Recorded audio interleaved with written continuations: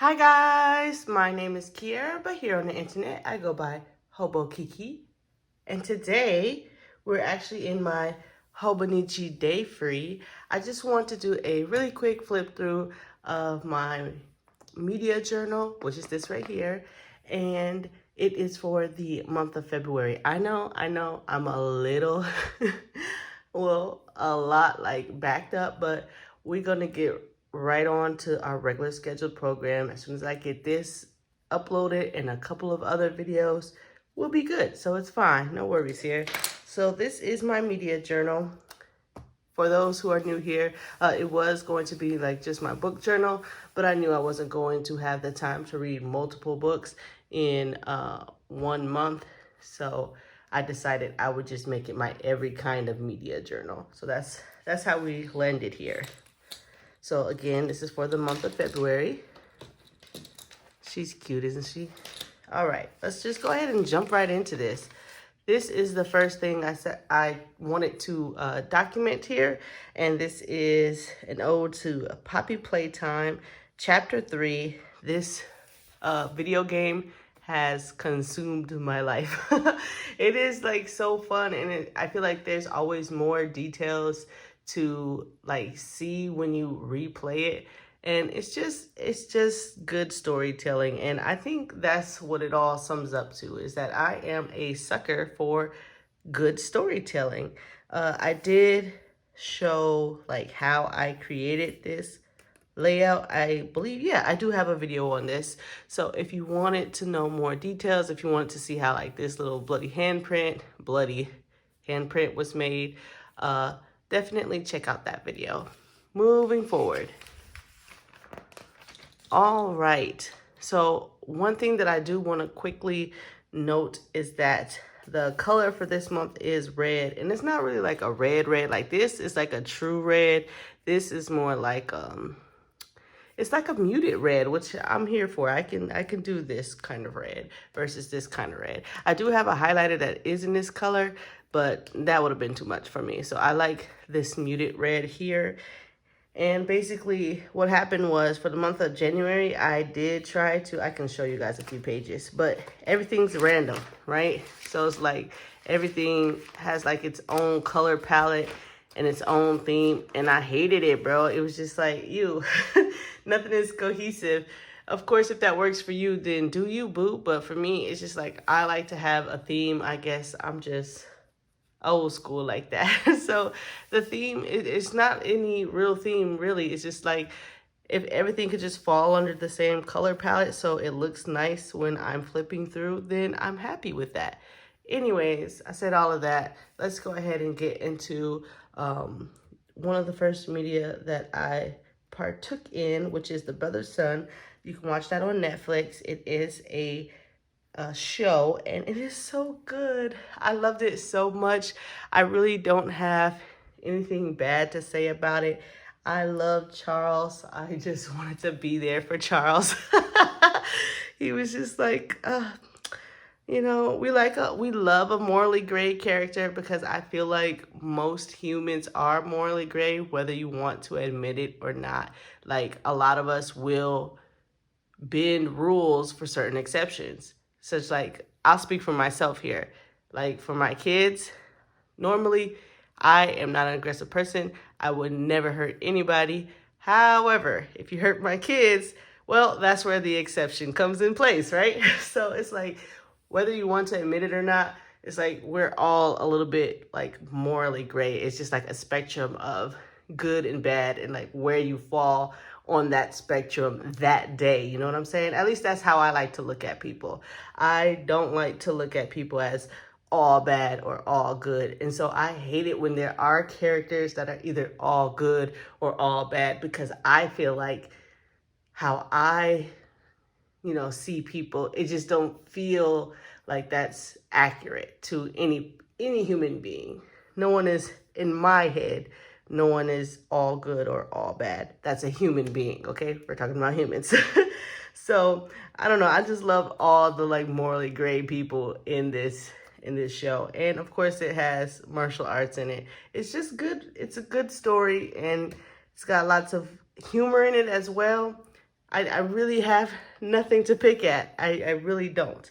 Next, moving on to the book that I read this month, which is All About Love by Bell Hooks.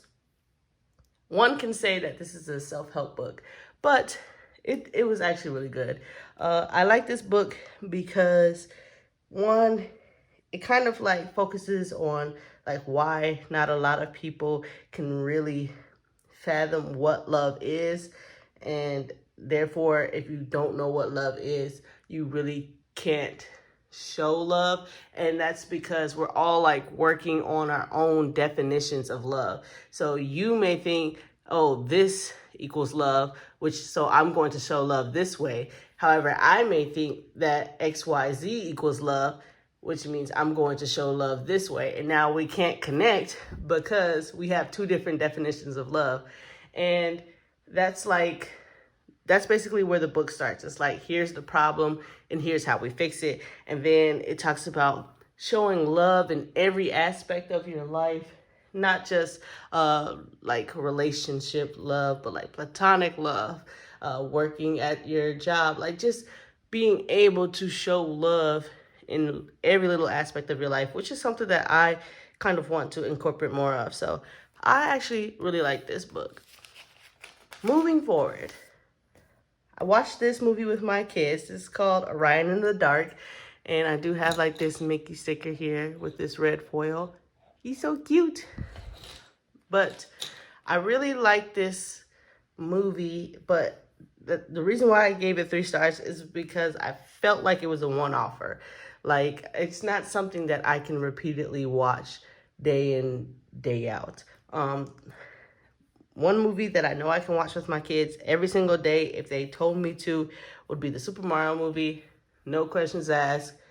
If you're wondering why it's still top 5 on Netflix, it's because of us. It's because of us. We're doing that, okay? Sorry.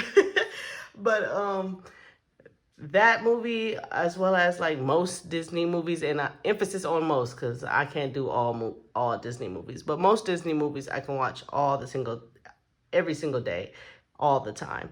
But this movie, it just felt like, I don't know, it was missing something that made me want to do that. But it was a good movie, though.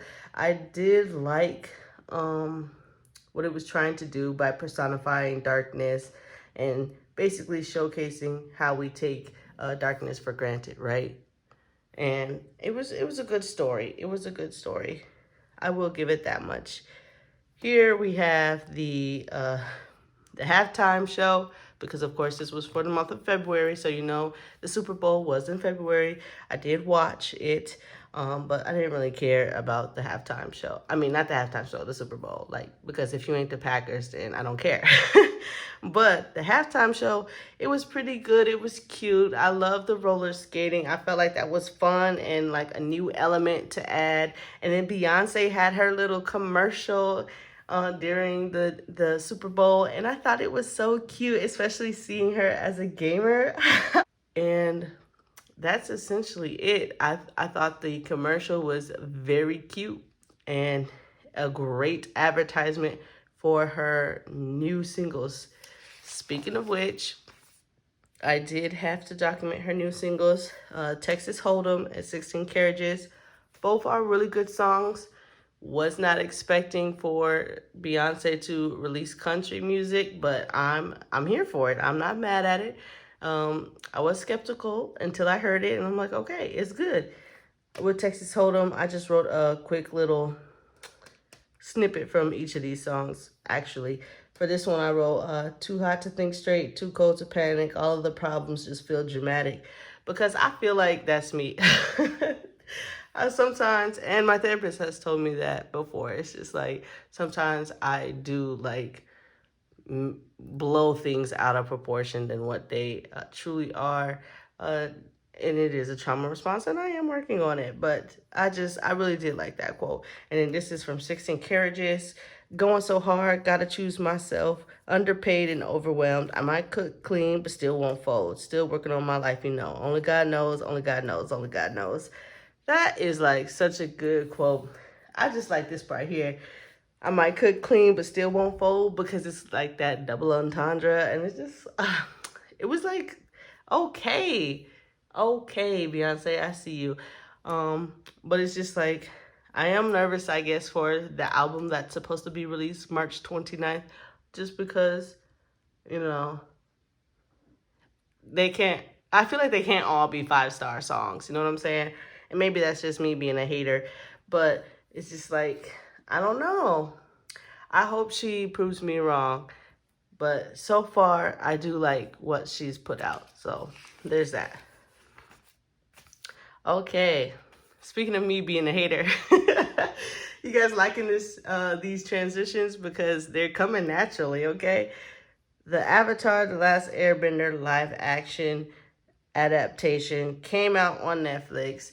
And you guys know I was so excited about it. I was like the main one telling you guys about, I think I started telling y'all about it. I knew about it maybe a year or so ago, but I started telling y'all about it in December. And I was like so happy, so excited. And then I watched it and I was like, no, no, no, no, no. Okay, here's like my problems with it. I'm gonna just say my few little problems and then, we're gonna move forward. My problems with it is that, first of all, it was just so much exposition. It was just talk, talk, talk, talk, talk. This is what's happening in case you didn't know. And it's just like, that is like the worst way to tell a story. When it comes to storytelling, no matter what medium you're choosing, it's always best to show, not tell. So it's just like when they were just telling everything, I was like, oh my gosh, you guys, this is an atrocity. But it's just like, I also know that they don't have as much time as the cartoon version, where the cartoon version, they could show you everything because they had maybe about 20 episodes every season, whereas this live adaptation only had, I think maybe 8 episodes for a season. So I get it. They didn't have a lot of time, but everything felt rushed. Sokka felt like a playboy to me. And it's just like, maybe he is a little bit in the cartoon, but it was like natural. Whereas this one, it was just like he was just kissing girls left to right, and it didn't feel like they actually had feelings for each other, In the cartoon, they spent time with each other, they understood each other, they learned about each other, and so when they kissed, it meant something, whereas in the adaptation, it was just like, I don't know, and that scene where Suki was like staring at him with his shirt off, I was like, yuck, can we not? It was weird, but of course, as a young woman, if you're seeing a man for like one of the first times, you probably would be like, oh, he's cute. But the way that they had her stare at him for such a long period of time, I was just like, please stop. It's so awkward, but it's whatever. Let me think. And then how they watered down Katara. I felt like she had the most injustice served to her. Oh my gosh. Because in the cartoon, she says like a passionate girl, that sometimes her passion comes off as being like hot-headed. And, that can lead to trouble. And here she's just so like docile and, oh, I'm a girl. But then they try to do like this girl power thing where it's like, oh, well, she's girl. She has girl power, so she doesn't need a master. So she just became strong all by herself. And it's just like, it really doesn't make sense. I know why they wanted to do that because of the whole girl power thing. But it's like, it doesn't make sense. She has not really used her power. And so for her to just automatically know how to use her power now, it just is a weird direction to go, I'll say. It was, to me, felt unrealistic. And I just have to say the cartoon did it better. The cartoon did it better. And then when it comes to Aang, our Aang on the show is so like mature, which I know if you haven't watched the cartoon yet, you're probably like, well, yeah, that's because he's the Avatar. Yeah, but he's also like 12 years old, technically 112, but the mindset of a 12-year-old. And in the cartoon, you can see that he has like this internal turmoil because he has to do these very adult, mature tasks and make these choices that are way above his age range to be making. And then you have that, with the juxtaposition of him being a child and he wants to just play and tease people and have fun. And the cartoon just shows that inner turmoil so much better because he is a child. He is a child who is being tasked with these very mature adult things. And so you can see that imbalance within him, whereas this Aang in the live action show is just like, yep, I'm the avatar, let's do this. And it's just like, okay, okay, sure. That was an interesting choice as well. But I say all of these things to say that it was still a decent show, okay? I want it to be known that I can I can state my opinion or about something and not completely hate it, like even if it's a negative opinion. It's just that I felt like they could have just stayed a little bit closer to the cartoon and it would have made a better show. The pros about this show is that the art is beautiful. The CGI, some of it, not so beautiful. Maybe that's just my artistic eye and being able to see things like that. But most of it is actually very good. And the background setting, the sets, perfecto. Like whoever did the backgrounds, they did their doggone thing and they did not come to play. We need that kind of drive in the writing, because the writing to me was poo-poo. Sorry, I said it. It was poo-poo. And I know it's because the writers, if you did not know, the writers who did the original cartoon were supposed to be, partly co-writers for the live action. But, of course, Netflix got their little claws in it. It was like, no, we're going to do it this way. And so the writers for the original cartoon decided to leave. And you can tell that there is a difference. What I will say also is that I do like Iroh and Zuko. I really hope they do their characters justice because they are my favorite characters. I'm not going to say why, just in case you're only watching the live action version, which saddens me, to be honest. It's like, the cartoon is so much better. Please watch the cartoon. But they are my favorite characters. And when I saw those two together, even though the live action Iroh could never be my Iroh from the cartoon, he still did a great job at being Netflix's version of Iroh, if that makes sense. And I think their relationship shown on camera was beautiful. So I'm just hoping that, there is more of that kind of writing.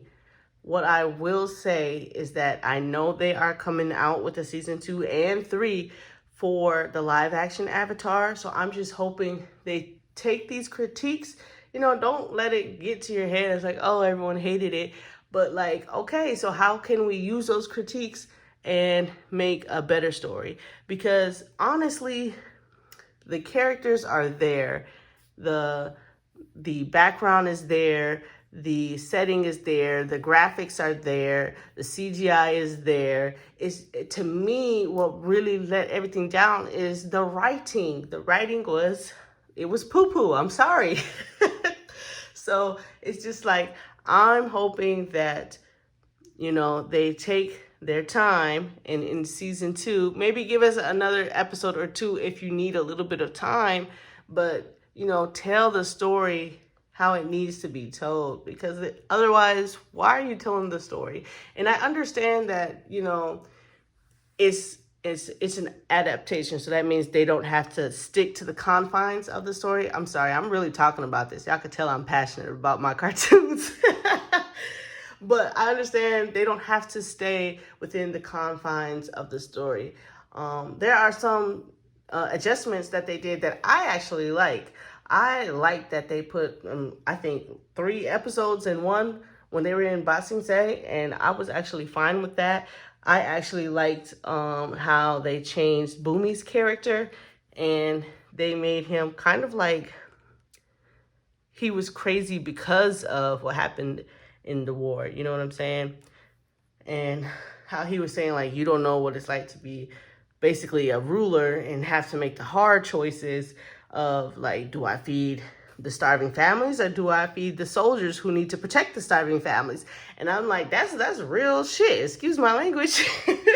But that's real. So it's just like, I was actually cool with that. I'm like, okay, I can see where you're trying to come with. So it's like, if you're going to change things, change it to where you're making a point. Like, don't just change things because you thought this would be cute or you thought this would be funny.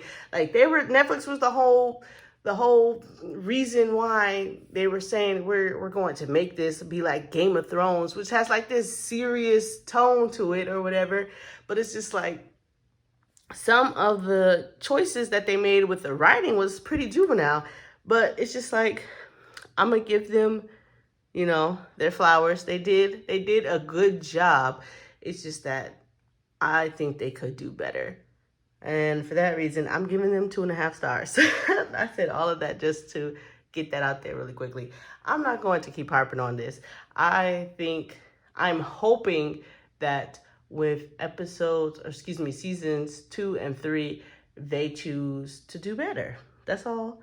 That they listen to their audience, because I already know Netflix can try to lie if they want to, but they made Avatar live action because it was a cash grab. They knew Avatar already had like an audience that are like diehard fans, including me, and they were like, okay, let's make bank off of these people's nostalgia, which is like, fine, if you're gonna do that, fine, but wouldn't you rather do that and have like high praise from us as well? You know what I'm saying?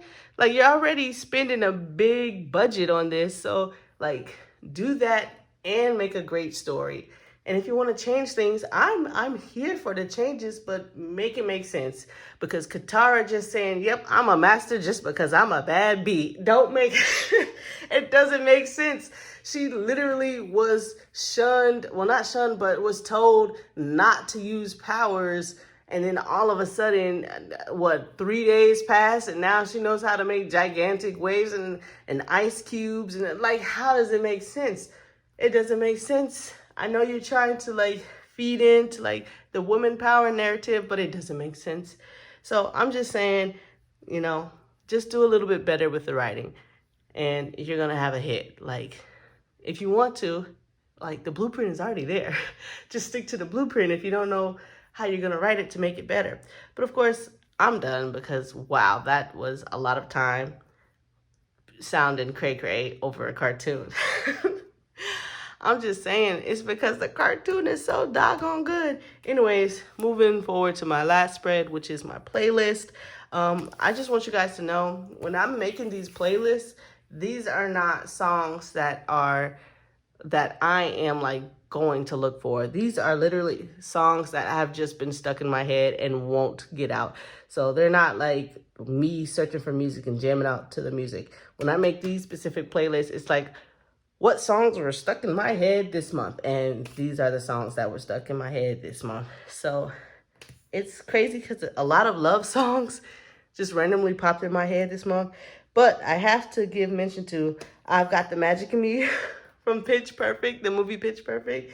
Oh my goodness. That one, honestly, is still stuck in my head. And it's March now, so good luck getting that one out. But that one was a pretty good song. And then another funny one I had was Unwritten by Natasha. It's just like, why? Why is this song in my head? It's so random. But that is it for the month of February. If you made it through that long Avatar rant, I just want to say bless you. Because I know that was a lot. But, yeah. That's because you guys know I'm passionate about my cartoons. Like, I love cartoons. I love video games. I love it all. But I do want to say thank you so much for watching this video. If you liked the video, feel free to like the video. If you disliked the video, feel free to leave a dislike. It's whatever, bro. I probably deserved it after that long rant. I will see you guys in the next video. Bye.